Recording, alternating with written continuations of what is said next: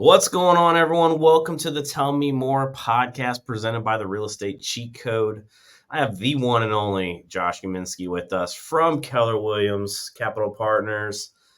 Josh, thanks so much for taking time out of your day to join us and to, share your journey into the real estate industry, and then obviously, you as being a leader of an office and at a big company. Kind of really diving into that career path. So thanks so much for your time today. Yeah, absolutely. I'm excited to do this. You're one of the guys I really respect in this industry. So, Well, this should be fun, and I appreciate that. I really do. Coming from other leaders, I know you and I talk every once in a while, behind the scenes, chatting about bigger things, more than just selling houses, impacts on our industry and things like that. And I'm sure we'll dive into some of that. But Josh, we always start from the very beginning. And I noticed you got a 330 area code. And I don't know about you, but anytime I see a 330 area code, I'm like, well, what part of Northeast Ohio are you from? So where did you grow up? What was life like for you as a kid? yeah, I'm originally from Canton. So, grew up there, graduated from Canton South High School, home of the Wildcats.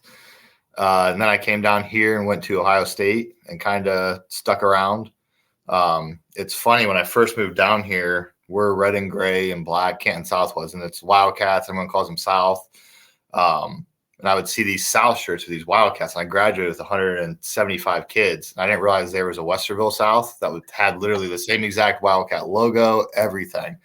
So I get down, I'm like, who are you? Like, I literally know everyone that I grew up with. So that was kind of trippy at first. So Growing up, were you into sports, hobbies, interests? Were you always an entrepreneur?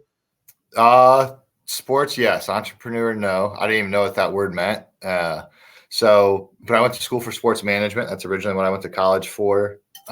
My dream job would have been to run a professional baseball team, to be like the general manager of a pro baseball team.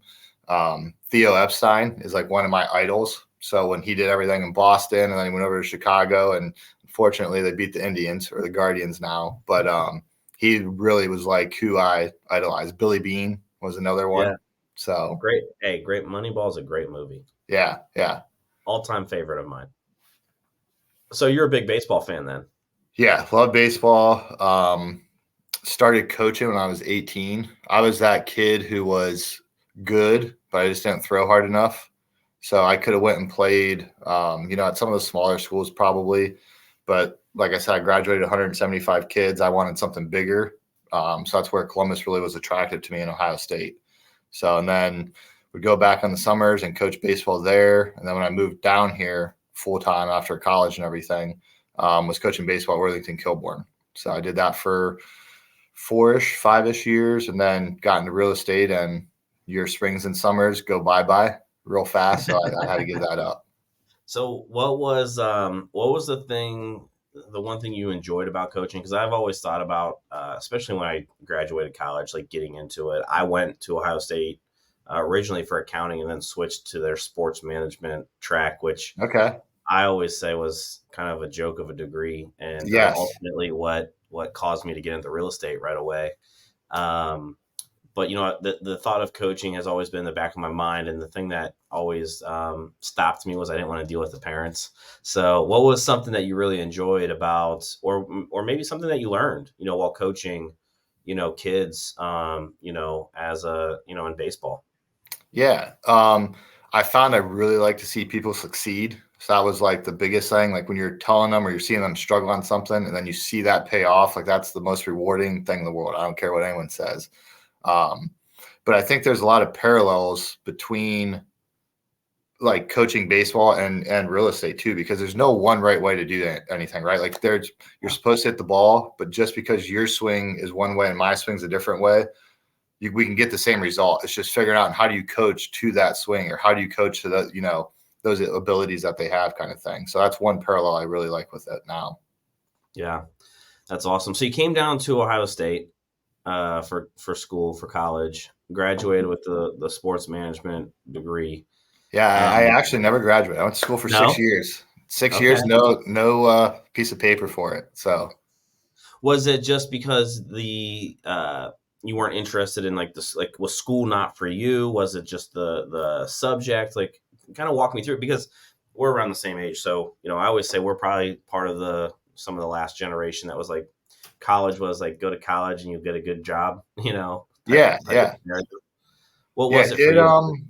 It was. I don't know if I fully wanted to do the sports management stuff or if I knew what I was going to do with that degree. And I was coaching, and I was like, okay, I don't. So I was just taking all these classes, electives, and I hated. I'm going to school for sports management, but I still have to take all these English classes. I got to take science classes. Like, that never made sense to me. Why am I paying you thousands of dollars in order for me to get a degree that has nothing to do with those things? And I'm probably not surprising to people who know me now, but I'm that type of kid who I'll do the least amount of work I have to. Like, I was a straight A student, honor rolls, all that stuff, but I took the honor classes so I could get a B kind of thing and still have a 4.0. Like, I learned more reading a book on my own than if you told me what book to read, kind of Yeah. thing. So, Yeah. So then walk me through, up to the point of deciding that real estate was going to be your next move. I had no idea. I took classes as electives, like took finance. No, finance was the last one I had to take. So I took P&P, law, and appraisal. I took them as electives at Columbus State. They were like $75 a credit hour. So I'm like, cool, interests me, but I never thought I'd be in real estate. And then it wasn't until 5 years, 6 years after I was out of college and everything where thought I needed a career. So real estate sounded very appealing to that. I thought it'd be really easy and I make a lot of money real quick. Did not. So, but that was kind of the appeal to it. I was like, okay, I took these classes. I'm going to take one more. Let's do it. It'll actually be a career. Right now I have a job and I want something more. So Yeah. And did you go back to Canton I, after I did your for a time there and year. come back? Yeah, I did for a year, maybe 2-ish years, but it was around 07, 08. Everything was happening. I was slinging milk jugs at a dairy. I was like, I almost swore. So You can swear on here. It's okay, all okay. right. So I'm sitting there slinging milk jugs. I'm like, what the hell am I doing? You went to all this schooling, you did all this stuff, and here you are, you're ending up back in Canton where everyone ends up and no one gets out of. Yeah. So I was just like, okay, I'm moving back down to Columbus. That's when I met my now wife. She was living down here. So just timing added up. Came back down here and then was doing merchandising for Home Depot, doing that and coaching baseball and everything. And that's where it was just, there was no path forward with that. It was just, went from slinging milk jugs in a dairy. Okay, you got out of there, but now you're working at Home Depot. And what's the next step? I didn't want to work at Home Depot till I was 50. Right. It's interesting because with Intel and stuff going on right now, I live out in Pataskala, and I'm on the northwest corner of Pataskala, so I'm near all of it and seeing what's going on with Johnstown and all of that in the area. And those of us that grew up in, I won't say Canton is a small town. I grew up in a small town south of Youngstown, but if you're from a small town, you know exactly what you just explained, right? It sucks you in and you never leave. And with Intel and stuff, I see this and I'm just like, man, like, I would rather be growing and going through all of the pains of this change. And yeah, it sucks that you don't have the farmland that you're used to driving by, but you could be a Youngstown, you could be a Canton, right? You could be a dying city where there's nothing there, right? I just think the pros just outweigh the cons, right, of that. And I don't know your thoughts, but for me, I can tell you, I drive up 77 and go 30 to my parents' house. And I always said that was the motivation that kept me in Columbus to go and make it in real estate, because I didn't want to go back. Yeah. You know?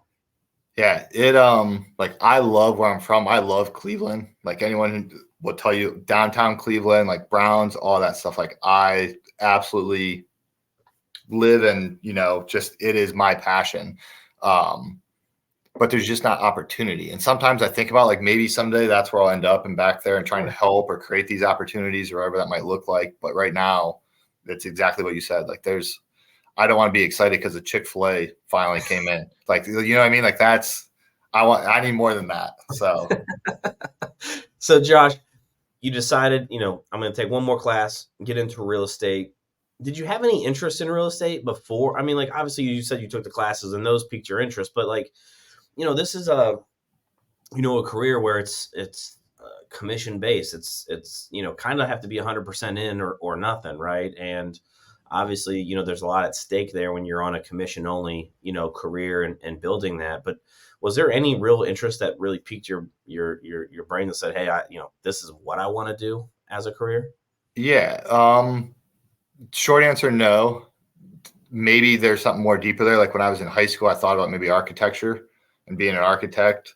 So that could be a little bit of a basis for it, but it really was. I took the classes as electives. I thought it was the easiest way to have a career. And then once I got into it, it was never like, it sounds terrible to say, but I was never the person who was passionate about like, okay, I want to help all these families move. Like, yes, you meet people and that's exciting and rewarding when Yeah, when you hand them those keys and stuff. But to me, it was never about that. It was always like, okay, this is a means to something else. And then I realized I was starting to make really good money. I'm like, holy, like shit, you can really do something with this if you focus and create a career and a life that, is changed my life entirely with yeah. everything I've done and made and everything. So Yeah, I'm like you. Like for me, it wasn't. I don't. I like helping people buy and sell real estate because I know what it can do for people and families and really build wealth and all of those things, right? I know it can change family dynamics. I but I didn't do it for that, right? And I think that's okay, right? If you're someone that's maybe struggling with that and maybe you're around people who are like, man, I just really love helping people and, just seeing them light up when we find that right house. I want to say it's okay that if you're not that person, it's okay, yeah, right? yeah. Because for me, it was honestly a vehicle for a lifestyle that I wanted to live. Yep, Um, one hundred I, percent. I agree with that. And then you get in, and it was I love building things and like helping people grow. And then you realize, okay, well now I've done this for myself. Like I bought my house, paid for like all these things. Like how can I help other people do this now? And that was more rewarding to me, which ultimately led me, my rolling out and where I'm at.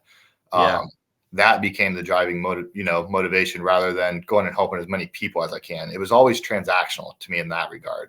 Um, I do X number of transactions. I make X amount of money. I can do this kind of thing. Yeah. So I want to dive in because you said get my license, get rich quick, right? Live the lifestyle. What was it like for you? When did you get licensed? What year was it? And then, did you have instant success? Did you struggle? How did you build your business from a real estate agent standpoint and lead me up to the next phase of you deciding, hey, I really want to step into kind of team lead and really leading other people. yeah, got in and no, it was really, really hard. So I got licensed in May of 2013. I think I had my first closing. It was like September of that year. Somebody who came through an open house. And then I didn't have another one for like another 6 or 7 months. And then even that second year, I only had a handful. Um, I'm trying to do without bashing brokerages because I think there's a place for everyone. But the first place I was at was really good at educating me on how to write a contract and how to do this, but not how to get business. And then we've talked about I'm from Canton. I didn't know a whole lot of people here, Yeah. so I needed that. How am I picking up clients? How am I growing this? So I left there and I went and I was an admin for a broker or an assistant for a broker. Did that for 9 or 10 months and really just paid attention and watched him. And he busted his ass. Like that was the one thing that taught me the work ethic in this business. Like he was already successful and he was still showing up at 8 a.m. every day, would be there till 6 or 7 unless he was out on appointments. But that was somebody who's already making all kinds of money and they're still showing up daily to do that. So I did that and then went and I was at Berkshire for 5.5 years and loved everything about them. And that's where the business kind of started growing and like started looking at my numbers and realizing, okay, there is more to this. And if you just apply yourself and put in the time and learn, like you can grow this tremendously. And that it was that time where I was working so hard to quit working a second job. Like I worked so many odd jobs. I worked in Victoria's Secret warehouse, like shipping packages, was in the back of a trailer at FedEx, like just to make ends meet because they were all seasonal. And then they'd let you go at the end of the season kind of thing. So really the motivation was like, how the hell do I get out of this trailer kind of thing? So that's kind of the short of it to as far as my path. Yeah, I want to break that down a little bit because it went from I think you said May to September, May to October, or something like that, spring to fall. And then you got your first one from an open house. And then you went Yeah. another good stretch of nothing. How did you go about really building the business, for someone that maybe is like you and like me? We're not from here, right? We don't have SOI. We don't, we can't just tap into people that already know us and like us, right? Yeah. So what were some of the things from a tactical standpoint that you did focus on that allowed you, obviously year one, then year two, and then you really started gaining some of that traction as you got a little bit more narrow focused on what to be doing? What were some of those things? Yeah. Open house. I learned how to get really good at open houses instead of just standing in a house and hoping somebody came in and maybe you got lucky that they didn't have an agent. Like became very purposeful with the follow up and making sure I was following up with them and guiding them and providing value instead of just, hey, it's Monday. I know you came through the open house this weekend. What was some feedback? Do you want to see anything? Let me show you a house. I want to work for you. Let me do this. Let me do that. Like give them something, like provide, like, hey, you came through this open house. Here are another 3 that are going on this weekend. Maybe you want to check those out. If you want to do something private, let me know. But giving them something that they actually remember you for that, rather than just like, hey, use me, use me, use me. So open houses were a big one. Social media was huge. Like I was doing video before video was cool. And I knew nothing about it. I just would watch YouTube on how to edit videos and how to do this and, R&D, rip off and duplicate what other people were doing and just learn how to do that. And I did that. And then following up with my sphere, like taking those videos and following up with them, leads, using video to follow up with leads. So those were 2 of the big ones. And I was huge on note cards. And I remember not even being able to afford the postage for the note cards, like working, figuring out, trying how to get, stamps, enough stamps to mail them out kind of thing. And just being purposeful with all of that and knowing like, if I keep doing this, it's going to hit. And that's eventually what happened. I went from doing like 1 deal, 4 deals, 12 deals to like 32 the next year. Like it was just like all this work that I put in finally clicked and paid off. I think you mentioned something that's so important is most agents, and obviously you probably hear this and see this too, they struggle with value follow-up. How to follow up with value and make it about the lead, the client, and not about me, the real estate agent. Yeah. Me simply calling and saying, hey Josh, thanks for coming through the open house. Do you have any feedback or can I show you anything? That's me. That's not them. Right. Instead, it's, hey, here's a list of 4 more that are happening, next weekend. If you would love to see them privately, let me know and I can get those scheduled for us. Yeah. Yeah. Yep. And it becomes now, even if they don't respond, because most of them won't, or they don't respond right away. But now they know you're providing that value and they follow up with you 2 or 3 weeks. I can't tell you how many times they would go through another open house and then text me and say, hey, actually, we went through this house. Can you tell us a little bit more about this? It was like, boom, jackpot. Like now you're their trusted advisor just because you had been following up with them and giving them value rather than being slimy kind of thing. Yeah. And so when you were going through that process, how long were you kind of doing real estate and another job on the side to make it work? And then ultimately, what allowed you or what helped you make that leap of faith and jump in with 2 feet? Yeah. For 3 years for sure. Maybe 2016, 2017 is how long I was doing something on the side. And I was doing real estate full time. Like I'd go work at FedEx and I'd get there at 8, 9 o'clock at night and then work till 6 a.m., sleep for 3 hours. And I'd go into the office and work and do real estate kind of thing. So that's where it sounds terrible, but when new agents struggle, I'm like, you got to do it. Like you're not getting any sympathy from me. Like I was in your position one time and like, you just got to do it. So now I forget your question though, but that's well, with that, I think, cause that's what I was trying to get at, right? Like what, an agent that's like that, what do you say to them? Right. Because you went through it. Right. Yeah. And so how do you encourage them to make that decision of, because it comes down to sacrifice. Yeah. Right? Yep. What do you say to agents when they come to you with that? Try and find their why and not just like a surface level why. Like if you and I were sitting here talking privately, like I would want to find your motivation and see like not only your why, but who is that going to affect if you don't hit it? Like if you don't hit your goal, is your wife going to be disappointed with you? If you have to tell her, hey, this was our goal and I let you down, how is that going to make you feel? Because those are the things where you have to get in the back of the trailer to ship packages if that's what it's going to take to allow you to get to the next level. And just really digging deep with people and finding, because at the end of the day, like Nike came up with this saying 30 years ago, and it's will never go out of style. It's just do it. You just have to do it. Yeah. When were you, what helped you make the leap of faith and jump all in on real estate? I finally was doing enough deals, and it was like, okay, take that leap and don't look back. Like, you've worked your butt off this hard. And there was months where, you don't have a deal coming in at first and you're like, man, what did I make the right call? Should I go find another job? And it was never letting myself do that, because I knew as soon as I did that, I was going backwards. I never wanted to go backwards. Like, everything had to be going forwards.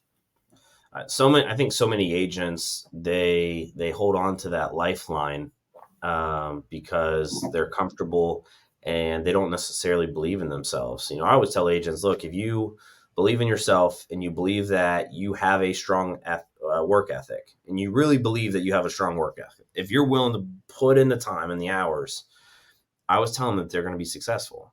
But if you believe that you're lazy and you're self-aware and we can have honest conversations with ourselves, not saying you can't be successful, I'm saying it's going to be inconsistent success. Yeah. Right. For me, when I sit down with those agents, I'm like, until you make real estate a priority, it's never going to work. Right. It's like, go ahead. I mean, even like, look, I don't have kids, right? But like, I understand family time. I understand time with your significant others. I understand times with kids and all of those things. And those are important. But ultimately, if you put your business first, you're going to be able to take care of the others later. Yeah. Right. And it's that decision on sacrifice and priorities.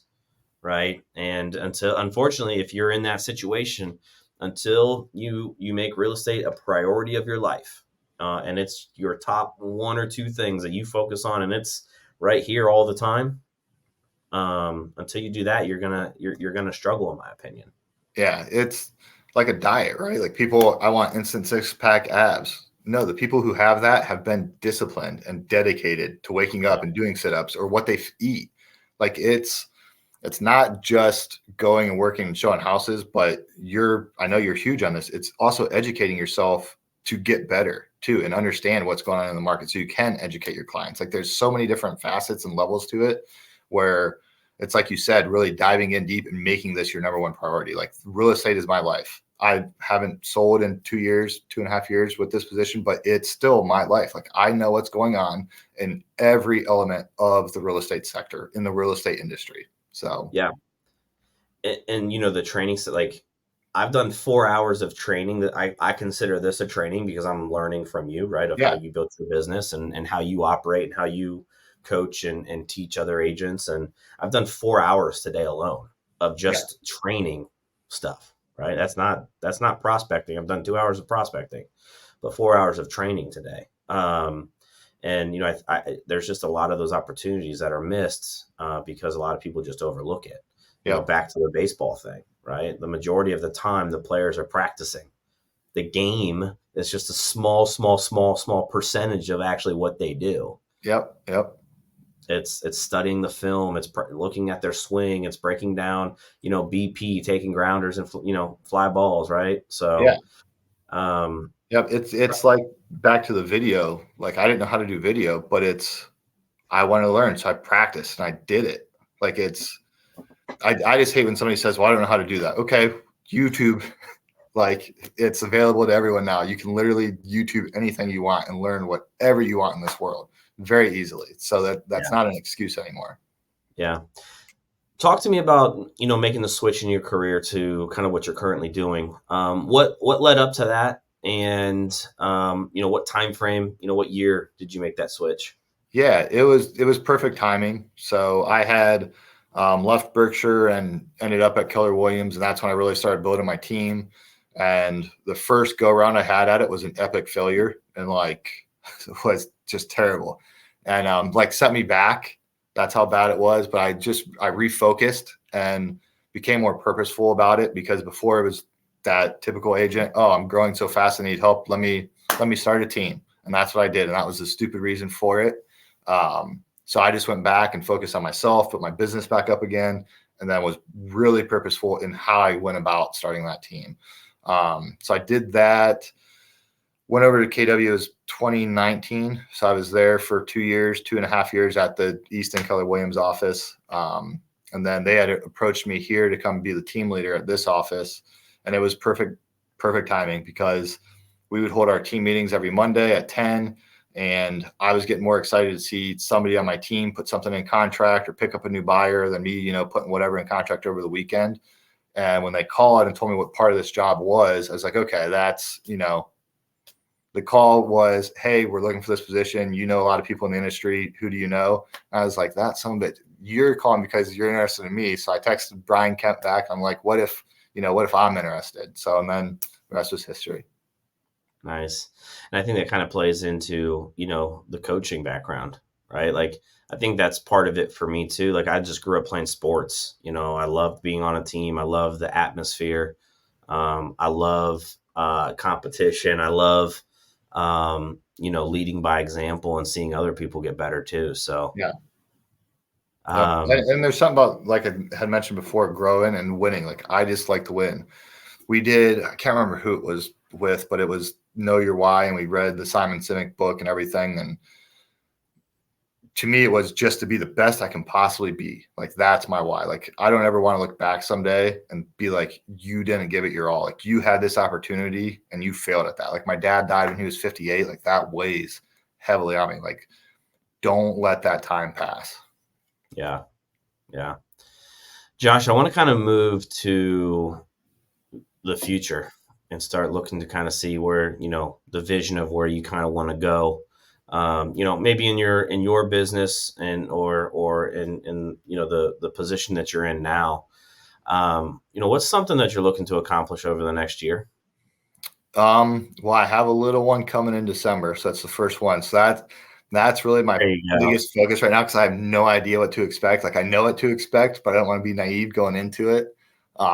So I keep telling myself, all right, let's get through December and then kind of, figure it out from there. But really just, I'm always looking for like growth and trying to be, what's coming next? What is the next opportunity? And really just being aware of what's going on in the market and the industry and making sure us as a brokerage, we're set up for that because there's a whole lot of stuff that is coming that I don't even think we even know is coming, but it's coming. And just making sure we're prepared for that and knowing and, spending 4 hours a day on that, if that's what that takes, to make sure we understand what's happening and I can help other people, be educated, not just our brokerage, but other brokerages too. And really be prepared for that. I think that's the big thing over the next year. What's something that agents can do to stay in the know and prepare? I mean, do you have, let me ask you maybe this way. Do you have any go-to resources or things that you try to focus on or stay in the loop with? Yeah, I know Inman always gets the bad rap, but I'm on Inman probably 5 times a day, but I just don't limit it to Inman. Like, I read all kinds of stuff, like the New York Times, like all of it. But the basic, like, you should be on Inman every day, and you should like anything going on in Columbus, like you should know all that stuff. That should be part of your daily thing to understand what's being built where, because when you're out showing houses, you can talk about that. And now you sound knowledgeable. Like, what's going on, even if it's in Hilliard. Like, that's the other, I live in Blacklick. That's the other side of the world to me, but I need to know what's going on Hilliard Dorm Road, because if I'm ever out there showing houses, I need to be able to tell them, yeah, well, here's the closest, breakfast spot. This is right down the street here. Just, you have to know. Yeah. One thing for me always, even still to this day, I just watched one of these types of videos on Saturday. For me, and that's why I love doing my podcast this way, of bringing in people in our marketplace that are successful and sharing their journey. It's because I loved always going on YouTube and finding agent interviews. Yeah. And if so and so is crushing it in Seattle, Washington, and they're doing X, Y, and Z, I can do that here in Columbus, right? Yeah. You know, if it's in alignment with how we want to grow our team in the business. The one I just watched on Saturday was the number one team in the state of Montana. And as a team lead, they have 9 agents. She said 13 if you count like her college kids that help out, but they have 9 agents. And, you know, to join her team, day one, you have to show up with 200 people on your SOI list. And before you ever get leads, you got to make 1,000 phone calls into their database before you ever touch a new lead. And, you know, those are two things that I can tell you from our team standpoint, we don't implement. But shit, if I want to get to where we want to get to, I got to change my thought process and my mindset around stuff like that, right? Yeah. Yeah. So It is go crazy ahead. to me. So we touching on the context. So we do, as a new agent, you can eliminate your whole first month's office bill with us, right? If you do like 5 things, it's like having 200 contacts, coming to an office meeting. We have a free crammer, like taking the stuff and doing the things you should be doing that we know is going to set you up for success. You can eliminate your whole first month's office bill. And we have agents who rather pay their office bill than do the things that I'm just like, man, like it's just mind blowing to me. I'm like, they're so easy, like so easy. And people choose not to do Yeah. it. You know, that's part of the daily rhythm too that agents should be doing, like, you know, checking out Inman, checking out, you know, I look at biz journals and pay for that Yeah. subscription. Yeah. You know, if what that helps me stay up to date locally. There's things like Keeping Current Matters, KCM. Yeah. You know, I think that's $30 a month. You know, there's a lot of things that, and here's the great part about that. Not only are you more educated and knowledgeable on those topics, but it also gives you ways and ideas to either create content or to bring a value added follow up to your people, right? Let's Yeah. just say you go meet someone for the first time in Hilliard, like you said. You know, maybe you can send them a news article of all of the development that's happening out there and the excitement of that city growing. Yep. You know, there's a lot, you know, so you can use those things as tools to help you convert your clients. Yep. 100%. And if you should be keeping track of everyone in your CRM and tagging them or making notes, hey, this person, tag it as they like the crew. So anytime something with Columbus Crew comes up or you get tickets, like, you know, instantly to send them to them. But you can do the same thing with locations. Okay, this person likes coffee. Anytime you see something with a new coffee shop, send that to them. Like, it doesn't always have to be real estate and doesn't always have to be your new listing or open house that you're holding. Like, send them value and be a human being to them, because that's where it's reciprocated. That's Yeah. where they want, you know, to send you who they know, because they know they trust you. Yeah. Josh, what's a 5-year goal for you? 5-year goal for me. So my big goal is I want to be retired by the time I'm 50. So 50 in Montana is what I say. So it's 12 years away now. And people say I'm crazy because now I'm having a little girl, and they're like, well, that's never going to happen. And I'm just the type of person like, okay, I'm going to prove you wrong. Like, now I'm even more dedicated to make that happen, because somebody's saying I'm going to have a kid that I can't, hit my goal. Okay, I'm going to prove you wrong. So that's my big goal. And that's, what I'm focused on. So 5 years from now would be being halfway there. And that's probably, investment side, like having 15 doors at least is going to set that up for that. So Yeah. Are you thinking Airbnb or just buying holds? buying holds. Yeah. So being back where we're from, like, it's really easy to buy stuff up there for a third of the cost, but still have decent rents. So Yeah. Yeah. That's awesome. What's a legacy goal for you? A goal that you're looking to hit when you're no longer here?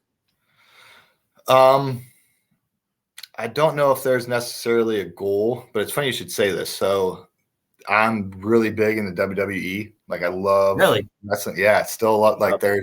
I got wrestlers on my shelf and stuff here, and still watch it. So, and Bray Wyatt, who's a wrestler, just passed away when he's 36.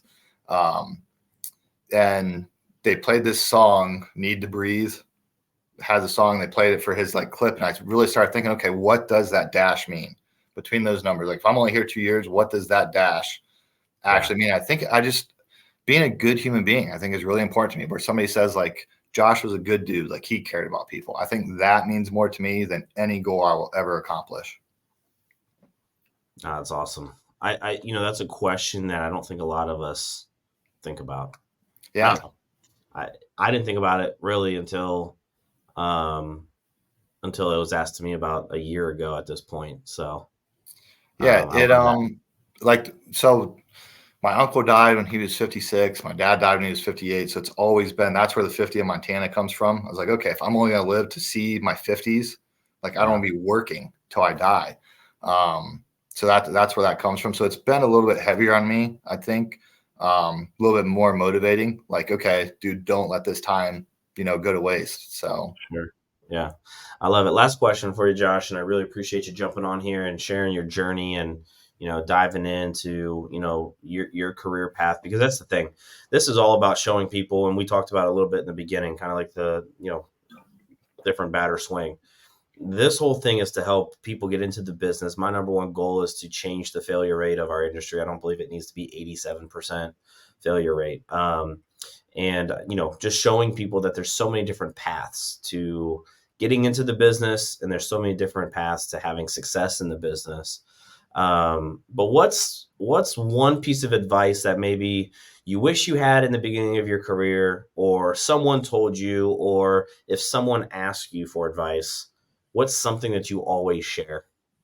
yeah, real quick to your thing, making sure people don't leave this industry. I think that's huge. And that's one of the reasons why I respect you. I'll probably get in trouble for saying this, but like, it's a big gross recruiting, like bring an agent, like, what about the retention?